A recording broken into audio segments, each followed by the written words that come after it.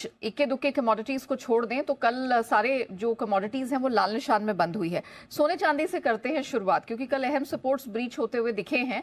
क्या लगता है, सोना और चांदी इन लेवल्स पे खरीदारी बनती है?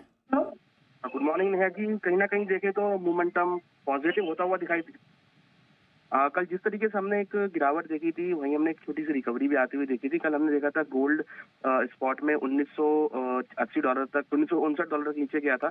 उसके बाद रिकवरी आई थी करीबन 1991 तक। तो लोअर लेवल से रिकवरी भी कल हमने लेट नाइट में आती हुई देखी है। और प्राइस देखे तो 60,000 के ऊपर सस्टेन करते हुए दिख रहे हैं एमसीएक्स में। तो हमें लगता है कि यहाँ पे जो ट्रेंड है वो अभी पॉजिटिव का ही है। तो बाय एंड डिप्स की स्ट्रेटेजी को ही यूज करना चाहिए। तो जो गिरावट मिलती है उसको अपॉर्चुनिटी के तौर पर, खरीदारी के तौर पर देख सकते हैं। तो यहाँ पर हम खरीदारी की सलाह देना चाहेंगे। गोल्ड में 60,000 के आसपास खरीदारी करें, 59,750 का स्टॉप लॉस लगाएं। टारगेट ऊपर में करीबन 60,500 तक गोल्ड में देखने को मिल सकता है। ओके।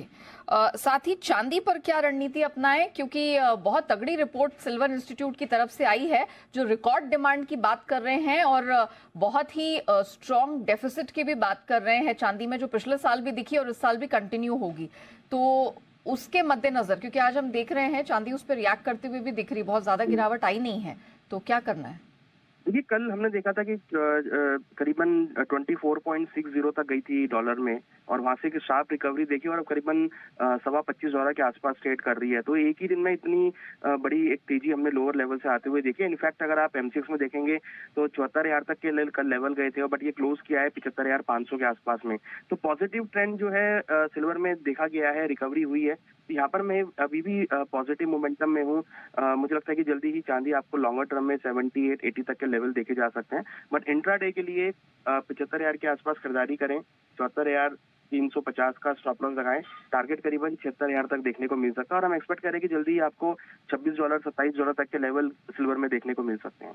ओके, चलिए तो मैं लेवल्स रिपीट कर देती हूँ। गोल्ड 60,000 के पास बेस्ट एंट्री है, 59,750 का स्टॉप लॉस लगाए, 60,500 तक का टारगेट दिख रहा है। वही चांदी स्ट्रेंथ तो जबरदस्त है, 78 से 80,000 रुपए आपके कहीं नहीं जा रहे हैं। एग्जैक्टली ये स्ट्रेंथ दिखेगी $26 से $27 इंटरनेशनल मार्केट में, लेकिन इंट्राडे के लिए 75,000 रुपए मिले तो बाय, 74,350 के पास स्टॉप लॉस और 76,000 के ऊपर का टारगेट आप लेकर चल सकते हैं। अच्छा, कच्चे तेल में क्या करना है? कल तो इतनी जबरदस्त हमने इन्वेंट्री ड्रॉडाउन होता हुआ देखा जो 3 हफ्तों में पहले दिखा नहीं था। ऑलमोस्ट 46 लाख बैरल का ड्रॉडाउन दिखा है, बावजूद इसके कच्चे तेल ने रिएक्ट नहीं किया है।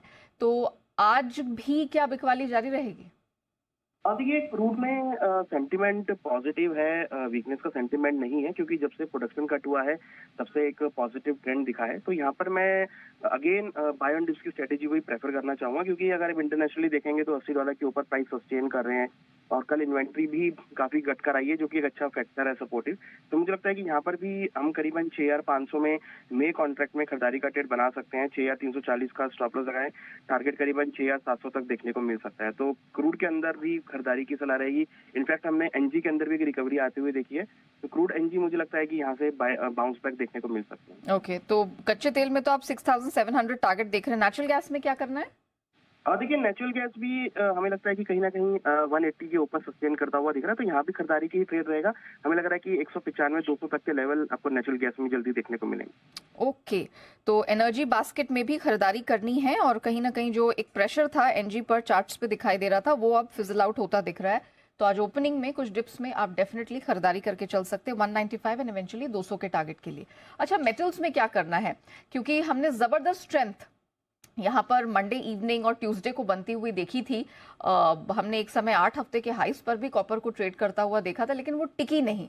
एल्यूमिनियम, जिंक, इन सब की इन्वेंट्रीज मल्टी ईयर लोज पर हैं। तो क्या सलाह होगी, अब मेटल्स में क्या करना है?